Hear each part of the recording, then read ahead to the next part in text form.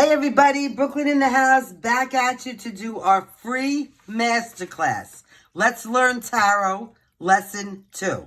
So yesterday at lesson 1, just a quick recap, all I asked you to do was learn the 4 suits: cups, swords, pentacles, and wands. They are based on the 4 elements, and they each have their own astrological signs that go with them. Obviously, cups is water, swords is air, pentacles is earth, and wands is fire. So if you got that far, we are now ready for lesson 2. Lesson 2 is the meaning of the 4 suits, okay? So like I just said, not to, reiterate myself, it's based on the 4 elements, right? Water, earth, air, and fire. So water is cups. Cups represent emotions. Those signs are Cancer, Pisces, and Scorpio. Earth represents pentacles. That is your tangible wealth. Virgo, Capricorn, and Taurus. Air represents swords, which is your intellect. Gemini, Libra, or Aquarius. And fire represents wands, your action or your physicality, and that's Aries, Leo, or Sagittarius, okay? So if you want to take a picture of this, I'll hold it up for a second. You can always come back to the video if you need to. Whatever works. We're doing this the easiest, softest way, and the most least expensive, because not everybody has $1,000 to, learn this, okay? So we're going to start with water. Water are cups, okay? And because it's emotions, obviously that's why on the regular deck of playing cards, that the 99-cent one that I talked about yesterday, it is hearts. It's emotions, okay? It also represents summer, and because it's water, it's very fluid. Cancer, Pisces, or Scorpio. It's your emotional level of consciousness. It's relationships. It's love. It's feelings, empathy, understanding, warmth, kindness, matters of the soul. So on a regular playing deck of playing cards for 99 cents at the store, of course, all the cups represent the hearts in the suits because it's emotions, it's love. On your Rider-Waite, this is what, it's a cup. It's a chalice, okay? So this is for water. Water, Cancer, Pisces, Scorpio, represents any kind of emotions or emotional things that go on in your life, okay? So I'm going to hold this up for you for a second in case you want to take a screenshot. And if not, like I said, you could always come back to it. Now let's talk about pentacles. Pentacles represents earth. Virgo, Capricorn, and Taurus. The earth is very solid, okay? This is tangible, material, and financial wealth. Things that you could actually see or feel or acquire. Like, for example, besides money, maybe a house or something. But it's also any kind of material or tangible wealth in that it could be, let's say you're a sick person, okay? You would be feeling very wealthy if you got over that sickness and got healthy. So it's a level of prosperity on all levels, from money to health, some kind of prosperity, some kind of success. It's value. It could be assets. It's stability. It's practicality. It's reliability. Pentacles also represent winter, and it's a solid energy. So like I said, earth is something more solid than that, right, guys? Virgo, Capricorn, and Taurus, usually tangible, material, or financial wealth, but it could be wealth, listen, wealth is a different meaning to everybody. So whatever you would be considered to be wealthy doesn't have to always talk about money. Now, on the regular playing cards, the 99-cent deck that I told you, this represents the suit of diamonds. I am under the assumption that because diamonds are worth a lot of money, right? So that's pentacles. But also, on the regular Rider-Waite, which we're going to get into further down the line, it looks like this, like an actual pentacle. You see? Some kind of a coin there that someone would, obviously give you, okay? So that's earth. Let me hold it up for a second so you guys could, see that. I'm trying to do this. Listen, I'm not a teacher, all right? So let's get this straight. I'm trying to do this on the most, basic level possible, just to even get you to understand. I'm not saying that after all this, you're going to be a tarot reader or all that, but you're going to have a basic understanding and you're going to understand a lot better. And the easiest way that I know how to do it. So pentacles are diamonds. That's what a pentacle would look like on the cards, on the Rider-Waite cards. And these are the things that they would represent. Any kind of wealth, whether that's health, whatever. Different for everybody, right? Now, the next suit is swords. Swords represent your intellectuality or your thoughts, right? It's the realm of the mind. It also represents fall. Swords represent these spades because I guess it looks like a sword that could go through your heart. I mean, I don't know who made, what suit up. Cups are very, they speak for themselves. But swords obviously look like a sword on the Rider-Waite, right? It is a sword. I'm going to show you some cards here, but that represents air. Air is Gemini, Libra, or Aquarius. Intellectuality, thoughts, the realm of the mind, your vision. And I'm not talking about your eyesight. I'm talking about your mental vision.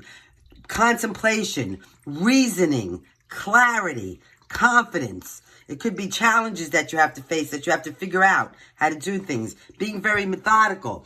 Air signs would make very good chess players. That's why they say that the King of Pentacles usually is somebody in the military or, the law or something, because they know how to figure things out. They think a lot about things. So, swords, which are these spades on a regular deck. Swords like this. I'm using the aces right now just to start you off. We're not getting into the meanings of all the cards yet. Just, they look like actual swords. Again, air, Gemini, Libra, or Aquarius, okay? The realm of the mind. So I don't know if you want to take a picture of that or come back to it. These aren't going to be very long videos, okay? Because we're not, Next is wands, okay? Wands is fire. Because it's action. It's springing into action. It's actually getting up and physically making something happen. It's movement. It's physicality. It's actually your life force. It's actions being taken. It's bold. It's ambitious. And if you're going into a whole nother level of astrology, which we're not going to go here right now, Kundalini and Prana. So that has to do with your sexual desire. But that's a whole nother lesson that we're not even getting into. But if you ever hear of somebody saying about the Kundalini or the Prana, that's what they're talking about. Sexual desire. Okay? So, wands. They look like, sometimes you have to do mind association, right? Like certain things remind you. So this could look like a 3-leaf clover. To me, sometimes this reminds me of a fly swatter. Okay? But that's how I make the mental connection. That the wands, are the clovers. And that's fire. So, that actually looks like a wand, like some kind of a wand that you might be, or a magic wand. It's actually what it's about. It's about a magic wand. But, so that's what it would look like, a wand. A wand. So it's fire. Aries, Leo, or Sagittarius, and that's action. That's movement. That's like, okay, so like the Gemini person might sit and think all different ways how to get around a situation. But the fire person would actually get up and physically go make the situation happen. Probably without thinking, because, very spontaneous. But, okay, so let's talk about this on the cards here. Cups, right? These are what cups look like. Let's get to our cups. Hold on a second. Okay? So I got the 2, the 3, and the 7 of cups out, okay? Just to show you. See how they're exchanging cups? The 2 of cups, reciprocated offer of emotion, right? The 3 of cups, they're all cheering here. There's cups involved. Some decks call them chalices. There are a few other names, but we're going to go with the Rider-Waite when we start with these cards, because they are the original and the easiest. This is the 7 of cups. You see how it's all cups? You could actually tell that they're cups. Cups is water energy, Cancer, Pisces, Scorpio, and they represent emotions. Now we have pentacles, okay? What did I tell you about pentacles? Pentacles is solid, material things, like this desk is solid, the earth. Okay, Virgo, Capricorn, or Taurus, representing winter, representing, solidity, okay? Pentacles. On the Rider-Waite, this is what they would look like. Actual pentacles. Coins with the star. This is the 8 of Pentacles, somebody working really hard at something. This is the 7 of Pentacles, having patience and seeing if your crop is coming to harvest. And I also picked out the Page of Pentacles, somebody coming in to offer a pentacle. All right, so we know that that's like a golden coin, like, maybe from the Roman days. I don't know. Depending on what kind of mind association you want to do that works for you, all is good. Everything's accepted, right? Everybody's different. Everybody reads cards different. Now we have wands. Wands is fire. Spring, it represents spring. It's action. It's movement. Physicality. Life force. Actions being taken, like I said. So, so being inspired. This would be the 2 of wands. This is what the wands look like. They look like staffs or wands. The 4 of wands. Some kind of peace and harmony and prosperity. Actions being taken towards happiness. Okay, now we got the 3 of wands. This is at crossroads. Actions being taken to decide, which road we want to take.